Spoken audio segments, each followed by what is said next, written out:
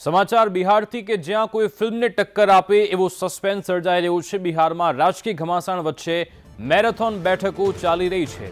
JDU અને RJD વચ્ચે ગઠબંધન ગમે ત્યારે તૂટી શકે છે। આ વચ્ચે હવે રાબડી દેવીના નિવાસ સ્થાને આરજેડીના જે તમામ ધારાસભ્યો ઉપસ્થિત છે અને બેઠક શરૂ થઈ ચૂકી છે અને આરજેડીના 20 કરતાં પણ વધારે ધારાસભ્યો આ બેઠકમાં પહોંચ્યા છે। હાલ આરજેડી પાસે 80 ધારાસભ્યો છે। આખી વિધાનસભામાં સૌથી વધારે ધારાસભ્યો આરજેડી પાસે છે, ત્યારબાદ બીજેપી પાસે 78 ધારાસભ્યો છે, જેડીયુ પાસે 45 ધારાસભ્યો છે, જે જેડીયુ તરફથી મુખ્યમંત્રી છે હાલ નીતિશ કુમાર। જો કે હવે તે પારો બદલીને સામે હવે એનડીએ તરફ જોડાય તેવી પૂરેપૂરી શક્યતા છે। જો કે હવે આખી બાજી બચાવવા માટે લાલુ પ્રસાદ યાદવ, તેજસ્વી યાદવ તે પણ મથામણ કરી રહ્યા છે, કારણ કે તેમણે હમ એટલે કે જીતનરામ માંઝીની પાર્ટી છે તેમણે પ્રસ્તાવ મોકલી દીધો છે કે અમે તમને મુખ્યમંત્રી બનાવવા માંગીએ છીએ। હાલ આરજેડી પાસે અત્યારે 79 ધારાસભ્યો છે। જો હમના 4 આવી જાય, કોંગ્રેસના બીજા 19 ધારાસભ્યો, તો માત્ર 8 ધારાસભ્યો જ આરજેડી પાસે ખૂટે છે। આરજેડીનો દાવો એવો પણ છે કે જેડીયુના કેટલાક ધારાસભ્યો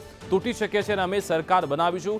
અને આ તરફ એનડીએની રણનીતિની વાત કરીએ તો જો 45 ધારાસભ્યો આવી જાય અને પહેલાથી જે 20 અન્ય ધારાસભ્યો છે તે ભાજપ પાસે છે અને એવો દાવો પણ થઈ રહ્યો છે કે કોંગ્રેસના કેટલાક ધારાસભ્યો તૂટવાના છે। એટલે કે બંને બાજુ અત્યારે રણનીતિ ગોઠવાઈ રહી છે, પાસા અત્યારે મુકાઈ રહ્યા છે। જોવાનું રહેશે કે કોણ આમાં બાજી મારી જશે।